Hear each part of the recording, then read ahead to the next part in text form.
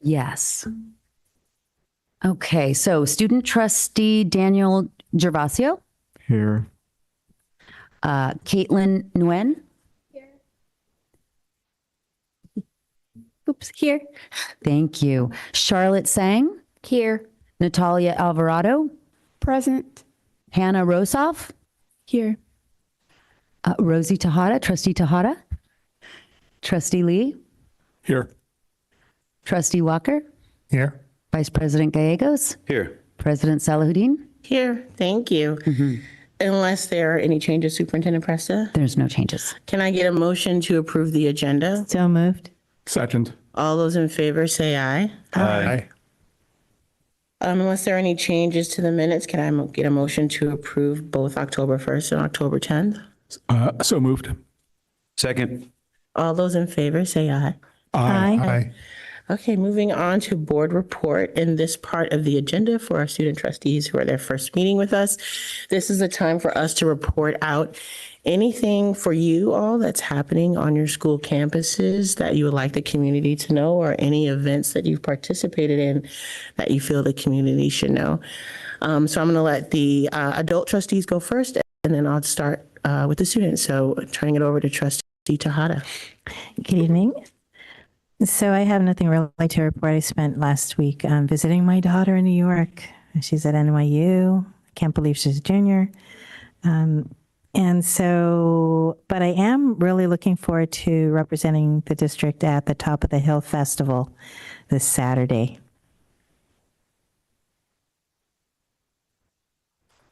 For me, not much other than I did enjoy the Jefferson site meeting last week. I thought that was a very robust discussion about what's happening at the school site. So I appreciated the time that that Principal Harrigan and his team spent with us. And so it was a very good meeting.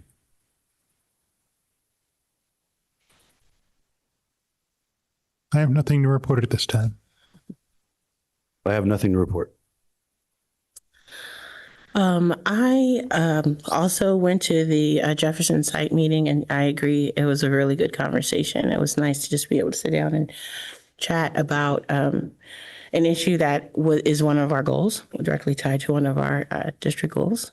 And then I also went to the Bayshore Block Party. So huge thanks to our communications director, Ms. Shreves, for all of the work that you did to get it all set up and running, and to everyone that volunteered that day.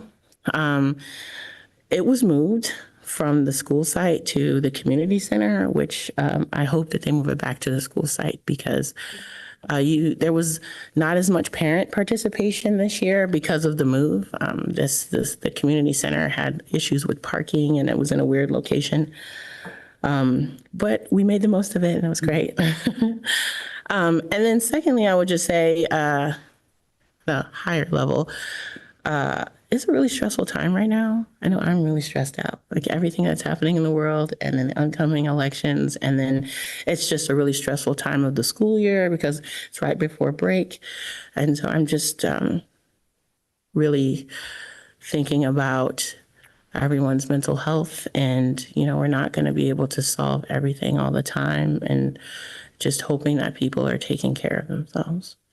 I'll turn it over to our student trustees, and I'll start with Trustee Gervasio. First of all, I would just like to say this tastes fantastic with the lemon in it.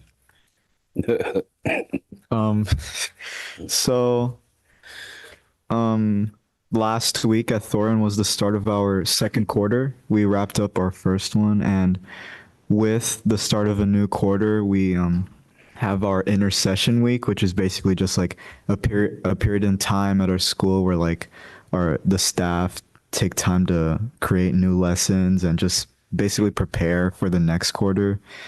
And with intercession week, we usually have a little fun and go on some field trips. We had the chance to go on 2 last week and then 1 today. We went to Golden Gate Park's Japanese Tea Garden and also their Conservatory of Flowers, which was really nice. This past Friday, we visited the Legion of Honor Art Museum. Also very nice. I really liked it. And today, 10 students from Thornton visited, including me, we visited San Francisco State University and participated in a tour of the campus and also mock trials. And our next and final trip is this Friday, October 18th, where we will be going to a science and art focused fair at Mare Island. We are in the process of creating some murals on our campus by a very talented group of people known as Presita Eyes Muralist, straight out of Mission District in San Francisco. And we're excited and looking forward to getting that started soon. That's going to be really cool. And lastly, our wilderness program has developed a strong team, and they continue hosting rope courses for a variety of groups who are looking to participate in team building activities, learning more about themselves and stepping out of their comfort zone. And that's it for Thornton. Thank you so much. I'm going on to Trustee Nguyen. For Oceana this week, we don't have much going on, but in the upcoming October, on October 25th, Oceana will be hosting their annual Halloween Fest. This is a public event, so anyone from other schools are welcome to join. This is also a great opportunity for Oceana students to obtain community service hours to be a makeup artist or scarer for our annual haunted house. And additionally, we are also presently in our second hygiene drive, which students are able to donate products to their homerooms and hopefully win a pizza party if they win. And that's about it for Oceana. Thank you so much, Trustee Rossoff. Hi, so at Oceana, it's currently our Spirit Week and Homecoming Week. So this week we're dressing up. The theme is Candyland. This Friday, we have our homecoming football game, and then Saturday is the homecoming dance. Last Friday, the 11th, we had our annual food fair in which clubs advertise and raise money for their clubs using like people usually sell food or baked goods. And it was really successful. There's a lot of variety. And yeah, that's pretty much all that's going on. Thank you so much, Trustee Alvarado. So Jefferson has some things going on. So last week we had our finals and that was stressful. Then we had kickball introduced to our school and we had it during lunch, which was very fun. Many people enjoyed it. We had our freshman ASB elections happening. We had our Key Club did some blanket making. That was like really fun too. ASB conference at Westmore that happened. And then some events that are happening is the PSAT Wednesday, which is the preliminary scholastic aptitude test. Then we have Paul 3 for cross country league meet at Crystal Springs, which is the last league meet before championships. We have Foods Day this Friday. And we have an upcoming football pink out game for the breast cancer awareness. We have our International Week coming. And to start us off on Monday, we will have a chalk art day where students can express themselves and their culture. During lunchtime activities, there will be lunchtime activities happening during the International Week as well. And some big events coming up is a PTSA meeting. They will be celebrating Dia de los Muertos. And last but not least, the new folklore club will be having a huge event for Dia de los Muertos. So as president and dance lead of El Amor para Todos Ballet Folclórico, we will have our very first Dia de los Muertos performance at Jefferson High School on November 1st in the Little Theater. We welcome everyone to come join us and celebrate those who have lost and loved. All tickets will be sold the day of the event at the door for $5 each. And Jefferson High School staff and children under the age of 2 are free. Doors open at 3:30, and we can't wait to have you all there. And you can see the beautiful poster. I'll say poster. Thank you. Thank you. And Trustee Singh. Hi, so for Westward, what's been going on is that there's rally this week. It's a beach theme, and there has been Spirit Days and lunchtime activities going on for the entire week. Today's Spirit Day is Bikers versus Servers. Last week, for the entire week, we also had rally work days as well. This month, we're also celebrating LGBTQ History Month, in which student government has been passing out pins to celebrate this month. And I believe that student government members are also interviewing LGBTQ staff and community members and just to talk about their experiences and their identity. There's a senior hoodie deadline, which is going to be extended to this Friday. Westmore FBLA just had a popcorn chicken fundraiser today, and there is a girls tennis senior night and also a home game for volleyball against South City. Some concerns that I do want to bring up, though, is that there is a really serious ant problem at our school, and there's also a mice problem, and the hygiene is not great at all. But that's all for updates. Thank you so much. Turning it over to Superintendent Presta for your report. Thank you. Bikers versus surfers. I like that. Never heard of that day before. So I would like to lead with just acknowledging our school administrators. October 13th to 19th is the week of the school administrator. And so, you know, while it takes a village, leadership is really, really important. And our school site leaders are all very dedicated, and we're lucky to have them. And I just want to call them out.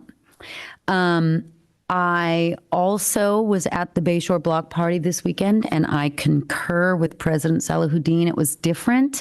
I mean, it was great to be there and to see people, but I did miss the outside open air atmosphere from the other years.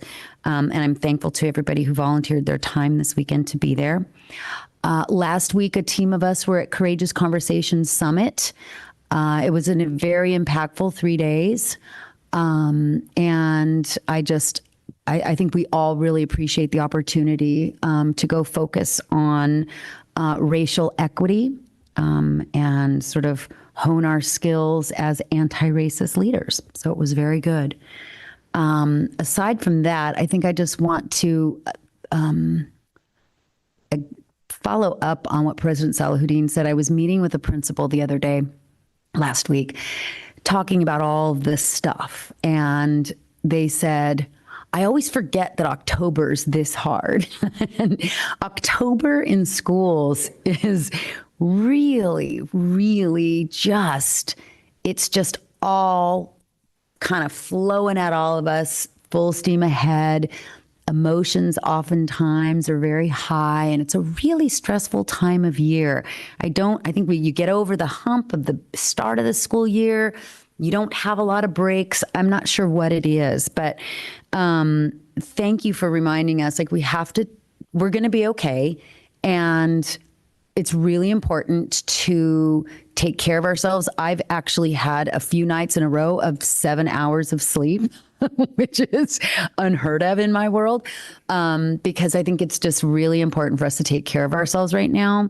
But just acknowledging that it's kind of it's a high tension time right now, but we're going to get through it. That's it. Thanks. Thank you. Are there any subcommittees that board members need to report out on? No. Okay, moving on. I don't see anyone from our local union here, but I would also like to say that, you know, we've all been informed of the passing of a member of President Casey's family, and just want to say that our hearts go out to her and her family during this very tough transition. So moving on to our consent agenda, unless anyone has an item that they would like to remove, can I get a motion to approve consent? So moved. Second. All those in favor, say aye. Aye. Great, thank you. I don't believe we have any items or any cards for public comments. Nope. Okay, moving on to our first discussion item, item 9A1, board policy update on BP 1113, district and school websites. Superintendent Presta. Thank you. This board policy 1113 district and school websites is really just kind of reviewing the policy and updating it and discarding some outdated material. It's pretty straightforward, actually. Looking at all of these policies, I mean, I read through them and they all seemed to be around the same vein. And is it okay to just take them as a collective? I would be very happy to take them as a collective. Does anyone have anything or any items on any of the board policy updates that they would like to discuss before we move on? No. Okay, thank you. And we'll have these back on consent. Thank you. Moving on to our next item up for discussion, LCAP Goal 6, Metric 7. And I will again turn that over one second to Superintendent Presta or Deputy Superintendent Baca. So I'll start, but essentially we are bringing the LCAP goals. The board has chosen 4 goals to really focus on this year, and so we bring those to light at board meetings. Last board meeting we focused on another goal, and Ms. Baca is still putting some of that information together to share back with the board. And so today we have Goal 6. And it's metric 7. So by July 2027, students with individualized educational programs will be at least in the orange indicator on the dashboard in the areas of smarter balanced assessments, graduation rates, and college and career indicator. And so we've got the metric 7 specifically says rate of diploma-bound students who met the requirements for entering the University of California and California State University system. So that's the A to G rate. And so 22-23, it was 15%. By 25-26, our goal is 30% of diploma-bound students meeting those. So we brought that forward, and we'd love to hear questions that the board might have or discussion. All right, and so I'll open up to any of the board members if you had any questions or comments, thoughts on this particular goal. Yeah, for Ms. Baca, question. Is there sort of an interim goal that you would expect to see for this year? If last year was 15%, what we would be potentially targeting if the 3-year goal is 30%? So I'm hoping that the following year would be 20% and then increase by 5% and then finally 30% by 25-26. What sorts of barriers do you think could prevent an increase year over year? One potential barrier would be not reviewing the transcripts accurately. So we need to make sure that it's done on time and it's done with fidelity and that there's like a couple of checks. So it's not just one person, but actually a couple of people really checking to make sure that students are placed in courses that they should be in. And so that could really help boost the A through G rate. And also, again, we've had a lot of co-teaching classes right now. And so really looking at the students and where they are and really see if, the students could really thrive in a supported classroom. And so our special ed directors have been working really hard in supporting our teachers in co-teaching. Okay, thank you. Any other questions? I wanted to ask, so when we're looking at IEPs, the whole purpose is that they're individualized. Is there when they're looking to individualize, are they looking at A to G requirements Or are they, so for example, one of the things that helped when my son was in special education was that he was allowed to read different things. So he was allowed to use a comic book for something, but would that fall into something that would also be able to be used as credit in an A to G course? So one of the things that we're working on district-wide is universal design for learning. And so we want to make sure that students learn in multiple ways and that students are able to demonstrate what they know in multiple ways.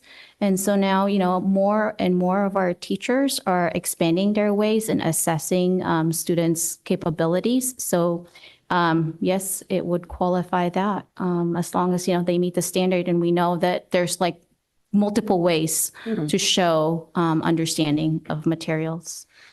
And then for co-teaching, just a reminder, like how many schools are we doing co-teaching at? Is it just 2 right now, or is it, because I know Oceana and then Terra Nova. Westmore is also doing Westmore. co-teaching, and Jefferson as well. There to all 4 of them. And is it is it a portion of the classes, or so if you could get co-taught in, like if you're in English and math, or is it for all of the classes that they're able to participate in there? Can I also add, can we give a description of what co-taught classes are for people that may not know? So co-teaching class means that we have a general education teacher, and there's also a case manager that is working with a teacher alongside. So they work really close together. They collaborate. They plan lessons to make sure that students with IEP are supported in their accommodations. But it also helps our general education students as well, having 2 teachers be in the classroom. And as far as the courses right now, it's mostly English and math that have been co-taught. And there's, I believe, 1 science at Jefferson High School. Okay.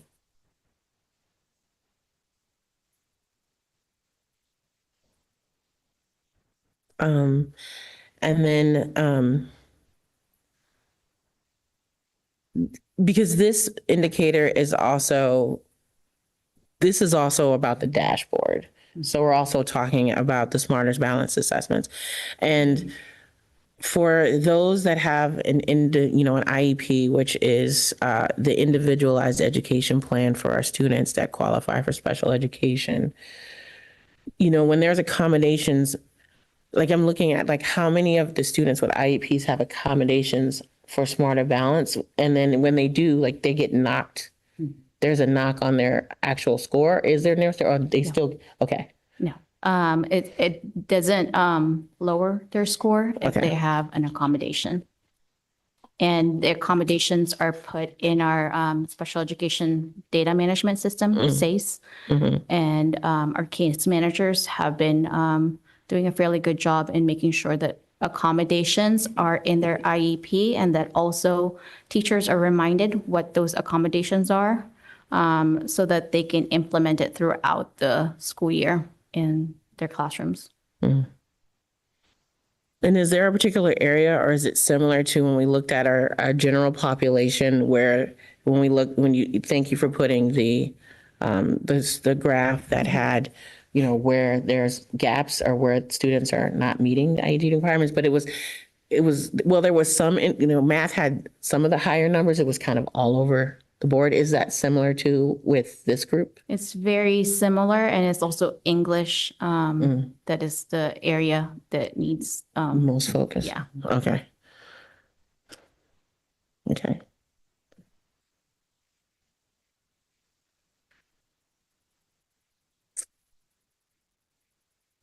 Can you give me an example of what you mean by accommodations?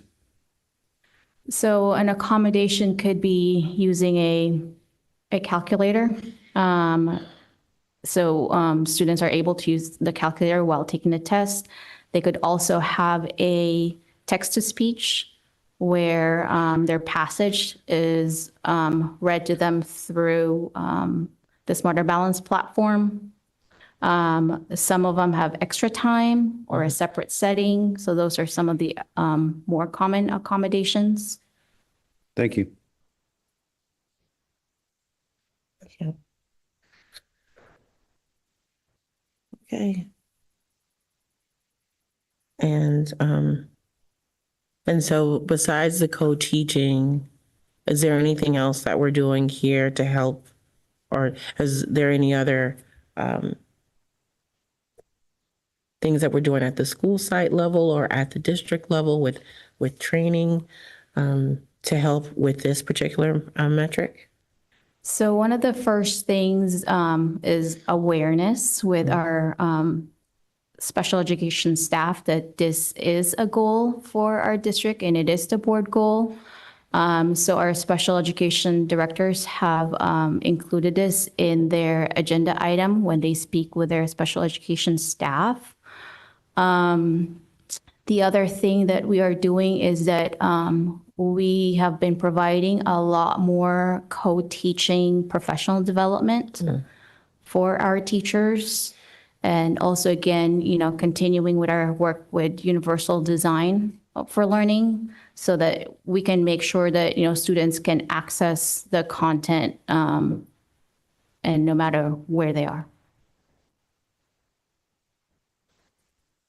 And the professional development is just for co-teaching. So let me back up. The question I'm going to ask is for staffing. I know staffing, especially in this area, has been an issue, especially with transition. And so are we able to, is that an ongoing issue, or do we have the staff to be able to meet the co-teaching goals that we need to meet in order to do this? We have increased staffing for co-teaching. So in the past, we've staffed just based on caseloads, but now we really look at the program and we speak with the principal and say, hey, we're willing to give additional FTEs if you're open to having co-taught classes. And we have been staffing based not only on caseload, but also programs, and specifically highlight co-teaching. May I add to that? That's not to say special education staffing is difficult. It is difficult. It is difficult to get the employees that we need, but we have increased. And then the other thing around special education too is the percentage of students that are in special education where English is not the first language that's taught at home, which is like an additional barrier. Can you just speak a little bit about that? And then also, how communication with parents and IEPs who are English is not their first language?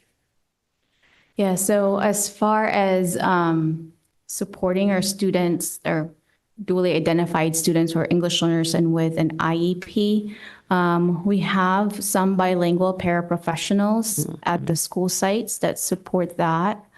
And with IEPs, we want to make sure that we also hire professional interpreters. And so either case managers or the principals would contact Ms. Basuino's office to make sure that there is an interpreter available. There are some languages where it's really hard to find an interpreter. So one of the options that we have been using is through Language Line. It's not ideal. Utilize our staff sometimes to interpret as well. This year, we have negotiated a bilingual stipend for staff that are able to interpret. And that has started, and we're very excited. We have a lot of people who are interested in interpreting for us. Oh, that's really a good idea. So I love that idea, because the one issue that I have I'm very happy that we're doing interpretation, but if you are not someone who's versed in IEP, it's a whole different language. So you're interpreting two languages. So having staff that are already know school language and they can interpret that, it'd be fantastic. So that's a great. And then the other question I was asked is, I know we, in our SIG diff, and we did have a parent meeting, but there was low turnout. And has there been any improvement in trying to get more parent participation, especially in a special education parent group, trying to revise that committee? we're still trying very, very hard. You know, that the last time we tried, we had an outside organization actually present information about IEPs and how to access them and the accommodations. And we had some parents who RSVP'd, but actually nobody showed up. And so, you know, we're still going to continue to try. I know that our special education directors have done multiple ways of outreaching parents, like direct outreach. They even make personal phone calls. And we've adjusted time and we've adjusted date. And it's been a challenge to get our parents. And these were virtual or? Virtual, we offered virtual, we offered hybrid, we offered in-person. Everything. Okay. Okay. Those are all the questions that I have. Any other questions? Go ahead. One more question. What is actually our total number of diploma-bound students? I don't have that on the top of my head, Okay. but I will put it in the weekly recap. But overall, we have about 12% of our students district-wide have an IEP. I have to separate the certificate, track, and diploma-bound students. Okay, great. Thank you. I think it's in the LCAP somewhere. No, I read that. I think it's in the LCAP somewhere. It is, yeah. Okay. Thank you so much. Did I just go to paper? So that is all that we have. This is going to be a very short meeting tonight. Give people back some free time. Any consideration for any future agenda items? Anyone? So we haven't heard a lot or maybe some information on, oh God, I'm tired and now the name has gone away. The school within Terra Nova. The what? Our school within Terra Nova, our, TDS? yes. Just to get some info or report on TDS. Sure. So what are you thinking? Would you like a presentation about what's happening at TDS? It's easiest. I don't want to make anything up. I haven't, we used to get an annual report on TDS, just like adults. They came in. And when they were at the DO, I was able to pop in there every once in a while, but I haven't been able, they're at Terra Nova, they're further away. Okay. So, how they're doing, what's going on, how many students? Yeah, we can do that. Okay. That's all I have. Okay. Well, With that, it's very early. I know. Can I get a motion to adjourn? Second. All those in favor say aye. Aye. Thank you. Wow. All right. Go home.